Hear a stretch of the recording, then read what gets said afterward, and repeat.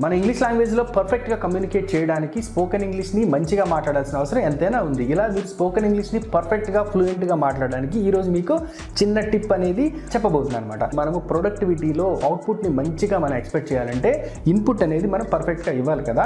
ఇలానే మీరు స్పోకెన్ ఇంగ్లీష్లో పర్ఫెక్ట్గా మాట్లాడడానికి మీరు మంచి ఇన్పుట్ ఏంటంటే లిసనింగ్ అండ్ వాచింగ్ రూపంలో మంచి ఇన్పుట్ అనేది ఇవ్వాల్సి ఉంటుంది. మీరు ఎప్పుడైతే బాగా వింటారో బాగా చూస్తారో అప్పుడు మాత్రమే మీరు బాగా మాట్లాడగలరు. అది మాత్రం మీరు గుర్తుంచుకోండి. అదే బాగా రాయాలంటే మీరు బాగా రీడ్ చేస్తే సరిపోతుంది అనమాట. అయితే ఇక్కడ మీరు ఫ్లూయెంట్గా మాట్లాడడానికి మీరు చేయాల్సిన పనులు కొన్ని ఉన్నాయన్నమాట. అవి ఏంటంటే మీరు ఖచ్చితంగా స్పోకెన్ ఇంగ్లీష్ కోర్స్ వీడియోస్ని కానీ స్పోకెన్ ఇంగ్లీష్ రిలేటెడ్ వీడియోస్ని కానీ మీరు చూడాల్సి ఉంటుంది. ఆయా వీడియోస్లో చెప్పినటువంటి రూల్స్ని మీరు ఖచ్చితంగా గుర్తుంచుకోవాలి. అలా గుర్తుంచుకున్నటువంటి రూల్స్ని మీరు ప్రాక్టీస్ చేయాలి. ఎలా ప్రాక్టీస్ చేస్తారు? అద్దం ముందు నుంచొని ప్రాక్టీస్ చేస్తారు, లేకపోతే మీ ఫ్రెండ్ కంపానియన్తో మీరు ప్రాక్టీస్ చేస్తారు. ఇలా ప్రాక్టీస్ చేసిన తర్వాత మీరు వీటన్నిటిని కూడా మీ ప్రొఫెషనల్ లైఫ్లో మీరు ప్రాక్టికల్గా ఇంప్లిమెంట్ చేస్తారు. ఇలా ప్రాక్టికల్గా మీరు ఇంప్లిమెంట్ చేసేటప్పుడు మీరు పొరపాటును కూడా గ్రామాటికల్ మిస్టేక్స్ గురించి మీరు భయపడొద్దు. ఇలా మీరు ప్రాక్టికల్గా ఎంత బాగా ఇంప్లిమెంట్ చేసినా సరే మీరు ఖచ్చితంగా తప్పులు చేస్తారు. ఇలా తప్పుల గురించి మాత్రం మీరు భయపడొద్దు. అయితే ఇక్కడ మీరు చేయాల్సినారు ఏంటంటే మీరు చేసిన తప్పులు తెలుసుకొని మీరు పొరపాటును కూడా ఆ తప్పుల్ని మరలా రిపీట్ చేయకుండా ఉంటే మీరు ఫ్లూయెంట్గా ఇంగ్లీష్ మాట్లాడతారు. మన ఇంగ్లీష్ లాంగ్వేజ్లో కమ్యూనికేట్ చేసేటప్పుడు మనం హెల్పింగ్ వెర్బ్స్ని ఏ ప్రణవం తర్వాత మనకు ఉంచాలో మనకి చాలా ఇబ్బందిగా అనిపిస్తుంది. ఈరోజు ఈ వీడియో ద్వారా మీకు ఫుల్ క్లారిటీ అనేది వస్తుంది అనమాట. మనకి ఐవి యూదే హీ షీట్లు ఉన్నాయి కదా, సింగులర్స్ అండ్ ప్లూరల్ నౌన్స్. మనం ఎటువంటి హెల్పింగ్ వెర్బ్ని తీసుకున్నా సరే వీటితోనే మనము మల్టిప్లై చేసి మనం ప్రాక్టీస్ చేయాల్సి వస్తుంది అనమాట. నా రీల్స్ మొత్తం అన్నీ కూడా నేను ఐతోనో యూతోనో నేను ఎక్కువగా చెప్తున్నాను కాబట్టి మీరు వీటి యొక్క మీనింగ్ని హెల్పింగ్ వెర్బ్స్ యొక్క యూసేజ్ని మీరు తెలుసుకోవడం ద్వారా మీరు మల్టిప్లై చేసి మీరు ప్రాక్టీస్ చేసుకోవచ్చు. ఇప్పుడు ఇందులో ఏవి సింగులర్స్ వీటి యొక్క మీనింగ్ కూడా మనం తెలుసుకుందాం అనమాట. ఫస్ట్ వన్ ఏంటంటే ఐ అంటే నేను అన్న మీనింగ్ వస్తుంది, వి అంటే మేము అన్న మీనింగ్ వస్తుంది, తర్వాత యు అంటే నువ్వు లేదా మీరు అన్న మీనింగ్ అనేది వస్తుంది, దే అంటే వారు, హీ అంటే అతను, షీ అంటే ఆమె, ఇట్ అంటే ఇది. తర్వాత సింగులర్ నేమ్స్ అనమాట, రవి, సీత, గీత ఇవన్నీ కూడా సింగులర్ నేమ్స్ కిందకి వస్తాయన్నమాట. వీటిని మరలా సింగులర్స్ అండ్ ప్లూరల్స్ కింద డివైడ్ చేశారనమాట. ఐ, హీ, షీ ఇట్లని సింగులర్స్ అని చెప్పని అంటారు, వియు దేలని ప్లూరల్స్ అని అంటారు అనమాట. మనకి వచ్చేటువంటి హెల్పింగ్ వెర్బ్స్ మోడల్ వెర్బ్స్ అనేవి ఈ సింగులర్స్ అండ్ ప్లూరల్స్ని బేస్ చేసుకొని డివైడ్ అవుతూ ఉంటాయి. మ్యాక్సిమం వియు దేకి ఒకే రకమైనటువంటి హెల్పింగ్ వెర్బ్ అనేది వస్తుంది. మ్యాక్సిమం హీ, షీట్ మరియు సింగులర్ నేమ్స్కి ఒకే రకమైనటువంటి హెల్పింగ్ వెర్బ్ లేదా మోడల్ వెర్బ్ అనేది వస్తుంది. ఐకి మాత్రం ఒక్కోసారి అటు ఇటు అవ్వచ్చు. కాబట్టి మీరు ఏం చేయాలంటే దీనిని బేస్ చేసుకొని నేను చెప్పేటువంటి రీల్స్ని మీరు మరింతగా ప్రాక్టీస్ చేసుకుంటే మీరు గ్రిప్ సంపాదించవచ్చు. ఈ వీడియో కనుక మీకు నచ్చినట్టయితే దయచేసి లైక్ చేయండి, ఫాలో అవ్వండి. Thank you. ఇంగ్లీష్ లాంగ్వేజ్ కమ్యూనికేషన్లో మీరు ఎప్పుడైనా ఇలా చెప్పడంలో ఇబ్బంది పడ్డారా? గతంలో నేను డాక్టర్గా పనిచేశాను, ప్రస్తుతం నేను డాక్టర్గా పనిచేస్తున్నాను, భవిష్యత్తులో నేను డాక్టర్ని అవుతాను లేదా డాక్టర్గా పనిచేస్తాను అంటే మీ ప్రొఫెషన్ గతంలో ఒకటి ఉండి ప్రస్తుతం ఒకటి ఉండి భవిష్యత్తులో వేరేది ఉంటే మనం ఎలా చెప్పొచ్చో నేను ఈ ఎగ్జాంపుల్ ద్వారా చెప్తాను. చూడండి, ఫస్ట్ వన్ ఏంటంటే I was A doctor. I was A doctor అంటే గతంలో నేను డాక్టర్ని, ఇది మీరు గుర్తుంచుకోవాలి. తర్వాత ఐ వాజ్ ఏ ట్రైనర్, నేను గతంలో ట్రైనర్ని. తర్వాత ప్రస్తుతం చూసినట్లయితే ఐ యామ్ ఏ డాక్టర్, నేను ప్రస్తుతం డాక్టర్ని. ఐ యామ్ ఏ ట్రైనర్, నేను ప్రస్తుతం ట్రైనర్ని. మీరు భవిష్యత్తులో డాక్టర్ అవుతారనుకోండి, దాన్ని ఇలా చెప్పాలన్నమాట, I will be a doctor, లేదా మీరు I will be a trainer అంటే నేను భవిష్యత్తులో ట్రైనర్ని అవుతాను అని మీరు చెప్పవచ్చు అనమాట. ఇలా మనకి present tense, past tense, future టెన్స్లలో మన యొక్క ప్రొఫెషన్ని అలా చెప్పొచ్చు. ఇంకొక ఎగ్జాంపుల్ కూడా ఇక్కడ నేను చెప్తాను అనమాట. ఐ వాజ్ ఏ సింగర్, నేను ఒకప్పుడు సింగర్ని. బట్ ఐఎమ్ ఏ డాన్సర్, ప్రస్తుతానికి నేను ఒక డాన్సర్ని. But I will be an actor, నేను ఒక యాక్టర్ని అవుతాను అనమాట. ఈ రకంగా మనం చెప్పుకోవచ్చు. సో ఈ వీడియో కనుక మీకు నచ్చినట్టయితే దయచేసి నా ఇన్స్టాగ్రామ్ అకౌంట్ని ఫాలో చేస్తూ ఇలాంటి వీడియోస్ ఎవరికైతే ఉపయోగపడతాయో వాళ్ళందరికీ కూడా షేర్ చేయండి ప్లీజ్. మనం ఇంగ్లీష్ లాంగ్వేజ్లో కమ్యూనికేట్ చేసేటప్పుడు మీరు గతంలో ఒక ప్రొఫెషన్లో ఉండి ఉంటారు, ప్రస్తుతం ఒక ప్రొఫెషన్లో ఉండి ఉంటారు, భవిష్యత్తులో ఒక ప్రొఫెషన్లో ఉంటారు అనుకుందాం. ఇలాంటి సెంటెన్సెస్ని మీరు ఇంగ్లీష్ లాంగ్వేజ్లో చెప్పడానికి మీరు ఈ 3 రకాల సెంటెన్సెస్ని ఉపయోగించుకోవచ్చు. వీటి ఉపయోగం ఇప్పుడు చూద్దాం. ఐ వాజ్ ఏ టీచర్, ఒకప్పుడు నేను టీచర్ని. ఐ యామ్ ఏ టీచర్, ప్రస్తుతం నేను టీచర్ని. I will be a teacher, భవిష్యత్తులో నేను టీచర్ని. ఇంకొక ఎగ్జాంపుల్ చెప్తాను. I was a software engineer. ఒకప్పుడు నేను సాఫ్ట్వేర్ ఇంజనీర్ని. I am a software engineer. ప్రస్తుతం నేను ఒక సాఫ్ట్వేర్ ఇంజనీర్ని. I will be a software engineer. నేను భవిష్యత్తులో సాఫ్ట్వేర్ ఇంజనీర్ని. I will be a software engineer అన్న, I want to become a software engineer అన్న ఒకే అర్థంతో వస్తుంది. సో మీరు కూడా ఒక ప్రొఫెషన్ తీసుకొని ఈ 3 సెంటెన్సెస్ని కామెంట్ బాక్స్లో టైప్ చేయండి. ఈ వీడియోని ఎవరికైతే ఉపయోగపడుతుందో దయచేసి వాళ్ళకి షేర్ చేయండి, ఫాలో అవ్వండి. Thank you. మన ఇంగ్లీష్ లాంగ్వేజ్లో కమ్యూనికేట్ చేసేటప్పుడు ప్రస్తుతం జరుగుతున్న పనులకి, గతంలో జరుగుతూ ఉండే పనులకి, భవిష్యత్తులో జరుగుతూ ఉన్న పనులకి తేడా అనేది మనం తెలుసుకోవడంలో కన్ఫ్యూజ్ అవుతూ ఉంటాం. వాటిని ఇంప్లిమెంట్ చేసే విషయంలో కూడా కన్ఫ్యూజ్ అవుతూ ఉంటాం. ఈరోజు ఈ వీడియో ద్వారా నేను అన్నిటికీ క్లారిటీ ఇవ్వబోతున్నాను అనమాట. చూడండి, I am speaking English now అంటే నేను ఇంగ్లీష్ ప్రస్తుతం మాట్లాడుతూ ఉన్నాను. ఐ యామ్ ఈటింగ్ నౌ నేను తింటూ ఉన్నాను. I am watching video now నేను ఈ వీడియోని చూస్తూ ఉన్నాను. ఐ యామ్ అబ్జర్వింగ్ ఎవ్రీథింగ్ నేను ప్రతిదీ కూడా నేను అబ్జర్వ్ చేస్తున్నాను. ఇలా ప్రస్తుతం జరుగుతూ ఉన్న పనులని మీరు సింపుల్గా చెప్పేసేయండి. తర్వాత గతంలో జరుగుతున్న పనులను మీరు ఎలా చెప్పాలంటే ఐ వాజ్ స్పీకింగ్ ఇంగ్లీష్. నేను ఇంగ్లీష్ మాట్లాడుతూ ఉండేవాడిని అంటే ఒకప్పుడు ఇంగ్లీష్ మాట్లాడుతూ ఉన్నాను అన్న సందర్భంలో మనకు చెప్పాల్సి ఉంటుంది అనమాట.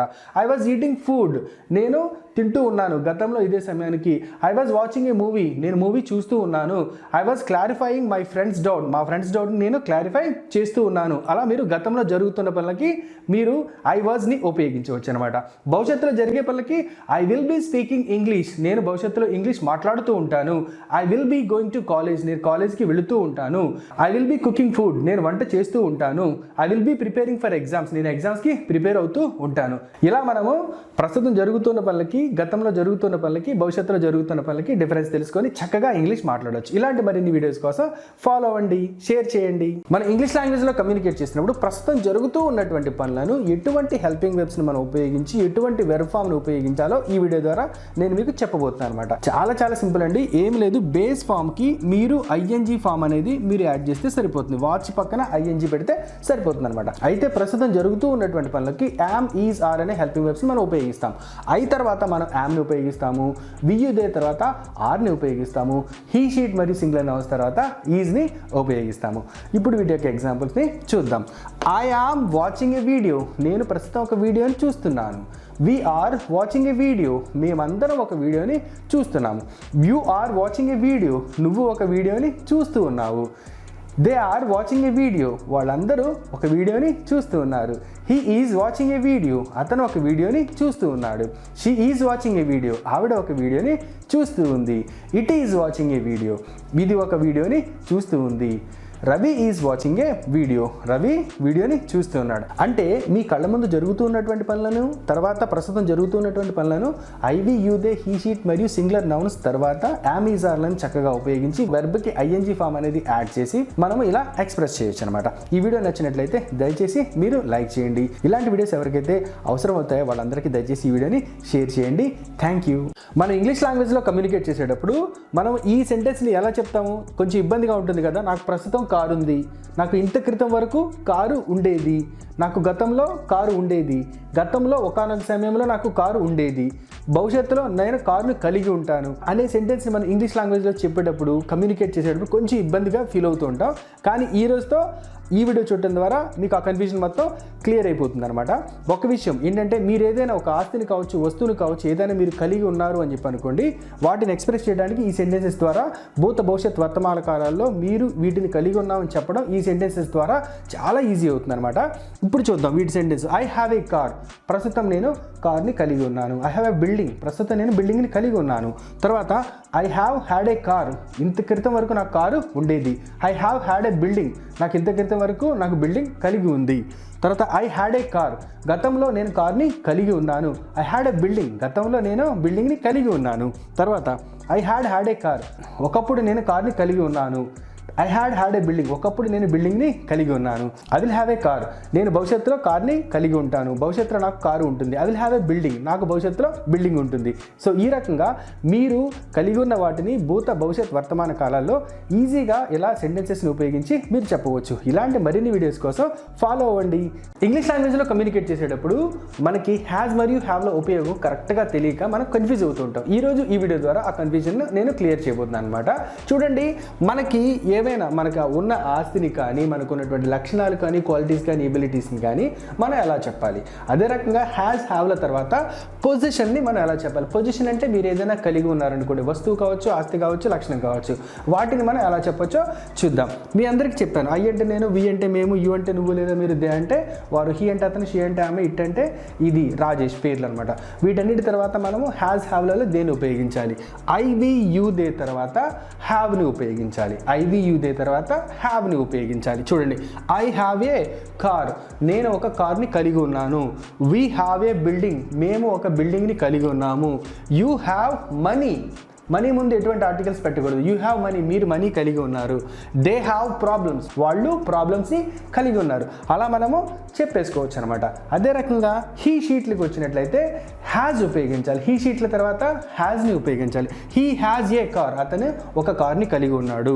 షీ హ్యాజ్ అన్ ఐడియా, ఆవిడ ఒక ఐడియాని కలిగి ఉంది.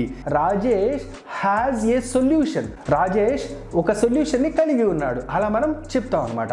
ఈ రకంగా మీరు హ్యావ్ని, హ్యాజ్ని మీరు చక్కగా ఉపయోగించుకున్నట్లయితే మీ ఇంగ్లీష్ ఫ్లూయెన్సీ అనేది కూడా పెరుగుతుంది. ఈ వీడియో కనుక మీకు నచ్చినట్లయితే దయచేసి మీ ఫ్రెండ్స్ అండ్ ఫ్యామిలీ మెంబర్స్కి ఈ వీడియోని షేర్ చేయండి. మన ఇంగ్లీష్ లాంగ్వేజ్లో కమ్యూనికేట్ చేసేటప్పుడు లంచ్ కానీ, బ్రేక్ఫాస్ట్ కానీ, డిన్నర్ కానీ తిన్నారా అని మనము ఎలా అడగాలి, ఇది కలీక్వల్ లాంగ్వేజ్లో ఎలా అడగాలి, పర్ఫెక్ట్గా మనం ఎలా అడగాలి, మనం తిన్నాము లేదా తినలేదు, తింటున్నాము, తినబోతాను అని మనం ఎలా చెప్పాలో ఈ వీడియో ద్వారా తెలుసుకుందాం. చాలా సింపుల్ అండి.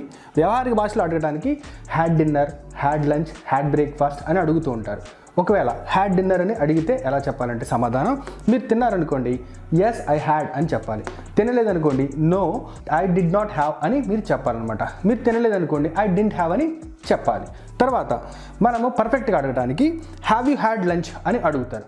ఇలా అడిగినప్పుడు మనం పర్ఫెక్ట్గా సమాధానం చెప్పాలి. ఏం చెప్పాలంటే ఎస్ ఐ హ్యావ్ హ్యాడ్ అని చెప్పాలి. తినలేదనుకోండి నో ఐ హ్యావెంట్ హ్యాడ్ అని చెప్పాలన్నమాట. ఈ 2 వేలు చాలా బాగా ఉపయోగపడతాయి. అదే మీరు తింటూ ఉన్నారా అని అడిగినప్పుడు మనం ఎలా సమాధానం చెప్పాలో చూద్దాం. మీరు తింటూ ఉన్నారా అని అడగడానికి ఏంటంటే ఆర్ యూ హ్యావింగ్ లంచ్ అని అడగాలి. అలా అడిగినప్పుడు సమాధానం ఏంటంటే మనం తింటూ ఉన్నాం అనుకోండి ఎస్ ఐఎమ్ హ్యావింగ్ లంచ్ అని చెప్పాలి. తింటూ లేవనుకోండి no I'm not having lunch అని చెప్పాల్సి ఉంటుంది అనమాట. ఇలా అడిగినప్పుడు ఎప్పుడైనా నేను తింటాను అని చెప్పే సందర్భంలో ఏం చెప్పాలంటే ఐ విల్ హ్యావ్ లంచ్ అని చెప్పొచ్చు అనమాట. ఐ విల్ హ్యావ్ లంచ్ అంటే నేను తింటాను అని చెప్పొచ్చు. ఇలాంటి ట్రిక్కీ క్వశ్చన్స్కి మంచి మంచి టిప్స్ కోసం మీరు నా ఇన్స్టాగ్రామ్ ఛానల్ని ఫాలో అవ్వండి. ఇలాంటి వీడియోస్ ఎవరికైతే ఉపయోగపడతాయో వాళ్ళందరికీ దయచేసి షేర్ చేయండి. Thank you all for watching my videos. మన ఇంగ్లీష్ లాంగ్వేజ్లో కమ్యూనికేట్ చేసేటప్పుడు డూ, డస్ అనే హెల్పింగ్ వెబ్స్ని మనము వేటి ముందు ఉపయోగించాలో మనం కొంచెం కన్ఫ్యూజ్ అవుతూ ఉంటాం. ఈరోజు ఈ వీడియో ద్వారా నేను మీకు క్లారిటీ ఇవ్వబోతున్నాను అనమాట. డూ, డస్లు మనకి ఇంగ్లీష్లో regular, repeated, habitual actions, truths and universal ట్రూత్స్ని ఎక్స్ప్రెస్ చేయడానికి మనకి ఉపయోగపడతాయి అనమాట. డూ అనేవి మనం ప్లూరల్స్ తర్వాత మనం ఉపయోగించుకోవచ్చు. డస్ అనేది సింగులర్స్ తర్వాత మనం ఉపయోగించుకోవచ్చు. కానీ ఇక్కడ ఐ తర్వాత కూడా డూని ఉపయోగించాల్సి వస్తుంది అనమాట. సో ఈ డూ ఫామ్లో నేను డూ అనే ఒక వెర్బ్ని తీసుకున్నాను. అంతేకాకుండా స్పీక్ అనే వెర్బ్ని కూడా నేను తీసుకున్నాను. ఇప్పుడు ఎగ్జాంపుల్స్ చూద్దాం. ఐ స్పీక్ ఇంగ్లీష్, నేను ఇంగ్లీష్ మాట్లాడతాను. ఐ డూ, నేను చేస్తాను. వీ స్పీక్ ఇంగ్లీష్, మేము ఇంగ్లీష్ మాట్లాడతాము. వీ డూ, మేము చేస్తాము. యూ స్పీక్ ఇంగ్లీష్, నువ్వు ఇంగ్లీష్ మాట్లాడతావు. యూ డూ, నువ్వు చేస్తావు. దే స్పీక్ ఇంగ్లీష్, వాళ్ళు ఇంగ్లీష్ మాట్లాడతారు. దే డూ, వాళ్ళు చేస్తారు. హీ స్పీక్స్ ఇంగ్లీష్, అతను ఇంగ్లీష్ మాట్లాడతాడు. హీ డస్, అతను చేస్తాడు. షీ స్పీక్స్ ఇంగ్లీష్, ఆవిడ ఇంగ్లీష్ మాట్లాడుతుంది. షీ డస్, ఆవిడ చేస్తుంది. ఇట్ స్పీక్స్ ఇంగ్లీష్, ఇది ఇంగ్లీష్ మాట్లాడుతుంది. ఇట్ డస్, ఇది చేస్తుంది. Ravi speaks English, Ravi English మాట్లాడతాడు. రవి డస్, రవి చేస్తాడు. సో ఈ రకంగా డూ డస్ల ఉపయోగాన్ని మనము తెలుసుకున్నాం అనమాట. ఈ వీడియో మీకు నచ్చినట్లయితే దయచేసి లైక్ చేయండి, ఫాలో అవ్వండి. ఇలాంటి వీడియోస్ ఎవరికైతే ఉపయోగపడతాయో వాళ్ళందరికీ దయచేసి షేర్ చేయండి. Thank you. మన ఇంగ్లీష్ లాంగ్వేజ్లో కమ్యూనికేట్ చేసేటప్పుడు మీరు గతంలో ఏదైనా ఒక వస్తువుని కలిగి ఉంటే, ప్రస్తుతం మీరు ఏదైనా ఒక వస్తువుని కలిగి ఉంటే, భవిష్యత్తులో మీరు వస్తువుని కలిగి ఉండబోతే అది మీరు ఎలా చెప్పాలో నేను మీకు ఈ వీడియో ద్వారా చాలా సింపుల్ వేలో చెప్పబోతున్నాను అనమాట. మొదట గతంలో నేను ఒక కార్ని కలిగి ఉన్నాను అని చెప్పడానికి ఏంటంటే ఐ హ్యాడ్ ఏ కార్, గతంలో నాకు కారు ఉండేది. వి హ్యాడ్ ఏ కార్, గతంలో మాకు కారు ఉండేది. యూ హ్యాడ్ ఏ కార్, గతంలో మీకు కారు ఉండేది. దే హ్యాడ్ ఏ కార్, గతంలో వారికి కారు ఉండేది. హీ హ్యాడ్ ఏ కార్, గతంలో అతనికి కారు ఉండేది. షీ హ్యాడ్ ఏ కార్, గతంలో ఆమెకి కారు ఉండేది. ఇట్ హ్యాడ్ ఏ కార్, గతంలో దీనికి కారు ఉండేది. రవి హ్యాడ్ ఏ కార్, గతంలో రవికి కారు ఉండేది. ప్రస్తుతం మేము బైక్ని కలిగి ఉన్నాం, అది అలా చెప్పాలి. ఐ హ్యావ్ ఏ బైక్, నాకు ప్రస్తుతం బైక్ ఉంది. వీ హ్యావ్ ఏ బైక్, మాకు ప్రస్తుతం ఒక బైక్ ఉంది. యూ హ్యావ్ ఏ బైక్, నీకు ప్రస్తుతం బైక్ ఉంది. దే హ్యావ్ ఏ బైక్, వారికి ప్రస్తుతం బైక్ ఉంది. హీ హ్యాజ్ ఏ బైక్, అతనికి బైక్ ఉంది. షీ హ్యాజ్ ఏ బైక్, ఆమెకి బైక్ ఉంది. ఇట్ హ్యాజ్ ఏ బైక్, దీనికి బైక్ ఉంది. రవి హ్యాజ్ ఏ బైక్, రవికి ఒక బైక్ ఉంది. భవిష్యత్తులో ఒక విల్లాని కలిగి ఉన్నట్లయితే మనం ఎలా చెప్పాలి? I will have a villa, నాకు భవిష్యత్తులో నాకు ఒక విల్లా ఉంటుంది. We will have a villa, మాకు భవిష్యత్తులో ఒక విల్లా ఉంటుంది. You will have a villa, భవిష్యత్తులో మీకు విల్లా కలిగి ఉంటారు. They will have a villa, వాళ్ళకి భవిష్యత్తులో కలిగి ఉంటారు. He will have a villa, అతనికి భవిష్యత్తులో విల్లా కలిగి ఉంటాడు. She will have a villa, ఆమెకి భవిష్యత్తులో విల్లా కలిగి ఉంటుంది. It will have a villa, దీనికి భవిష్యత్తులో విల్లా కలిగి ఉంటుంది. Ravi will have a villa. అలా మనం భూత భవిష్యత్ వర్తమాన కాలాల్లో మనకు ఉన్నటువంటి ప్రాపర్టీస్ని ఈజీగా చెప్పుకోవచ్చు.